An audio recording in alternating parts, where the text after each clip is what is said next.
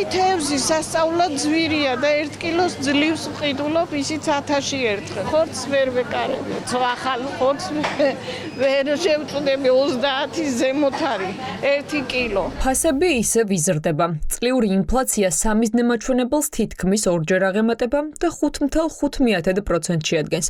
გაძვირდა თითქმის ყველაფერი. სახელმწიფო მთვლელის მონაცემებით წინა წელთან შედარებით ყველაზე მეტად გაზრდილია ფასები თევზეულზე, ხორცზე, პურზე, ზეთზე, ყველზე და თითქმის ყველა იმ პროდუქტზე, რომელიც ადამიანებს საარსებოდ სჭირდებათ და ყოველდღიურად მოიხმარენ. ამის გამო ხალხი პროდუქტების ან მინიმალურ რაოდენობას ან საერთოდ ვერ ყიდულობს და მათ დიდ ნაწილს სახლში ხელცარიელი წასვლა უწევს. წამლები ძვირია ძალიან. პენსია გვაქვს, ვალი მაქვს ბანკში 9 წელი გავიდა. 40 ლარს მიკავებენ პროცენტს, ძირს არ აკლდება არაფერი. ვერ ვიხდი. ეგეც რო გადავიხადო, რაღა ვჭამო, ისედაც ამყოფნის. ხილი სასაულისი ძვირია კიდე, სასაულად. ცხელფასია და არც საშუალება. რაც მინოდა ვერ ვიყიდე, ხო ხედავ გოგონი. ვერ ვიყიდე. ან ხორცთან დაკავშირებით ამ ხელს. ხორცი ხო საერთოდ ამოღებული მაქვს. ხორციც და თევზიც. გაჭირვება აგე ქვეყანაში ხო ხედავ. ძნელია ცხოვრება ძალიან. და ხელფასები თუ იმატებს ან რა გახდა, როგორ შეძლებს ცხოვრებას? სულ უფრო უარესად მივდივარ. ყველაფერი ძვირდება, რა ვქნათ. ყოველდღე იმატებს ფასები. ხელფასებიც იკლებს და პროდუქტის ფასიც იმატებს, ადრია. 8 ლარი რო კილო იქნება, რა უნდა იყოს, 20 ლარი მივეცი ამაში. ოჯახში ვინმე არ მუშაობს და კიდე და ისე ძნელი ერთი ადამიანისთვის ამხელა ის ტვირთი. წლიდან წლამდე ხალხს ცხოვრება უძვირდება. ეს არის რეალობა, რომელიც სახელმწიფოს მთავარი მთვლელის სტატისტიკურ მონაცემებშიც ჩანს.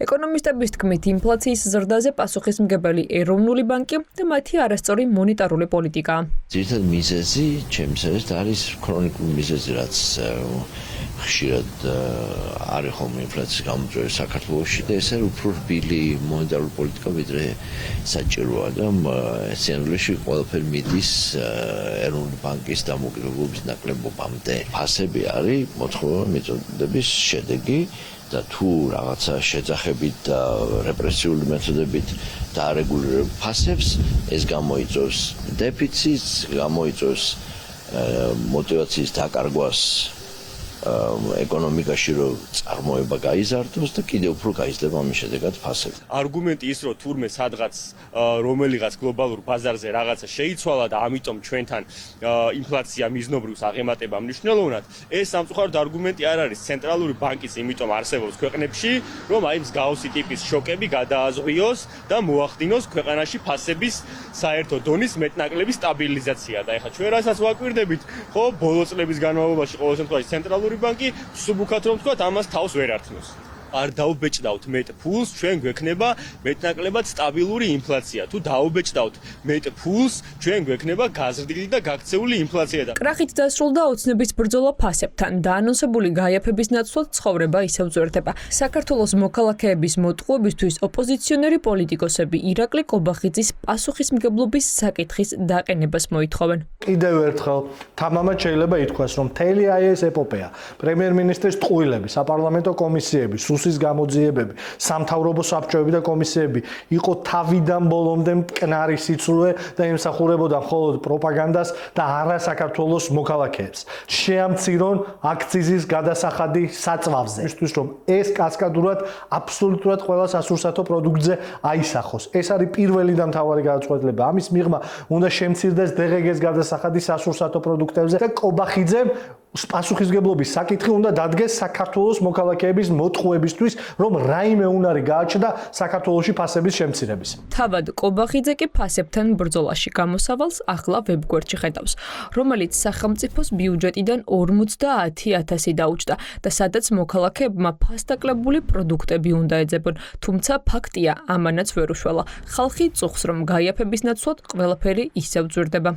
ეს პორტალი საზოგადოებას აძლევს იმის საშუალებას, რომ მაქსიმალურად დაბალ ფასებში შეიძინოს პროდუქტები, შესაბამისად ეს არის ძალიან საინტერესო ინოვაციური, ასე ვთქვათ, შეთავაზება პროექტი და მნიშვნელოვანია, რომ ფართოვდება შესაბამისი პროდუქტების ჩამონათვალი. საბაზრო ეკონომიკის პირობებში მოგეხსენებათ, რომ ხელოვნურად ფასები არ დგება. უბრალოდ სახელმწიფო მაქსიმალურს აკეთებს იმისათვის, რომ შეღავათიანი ფასების კალათების შექმნას.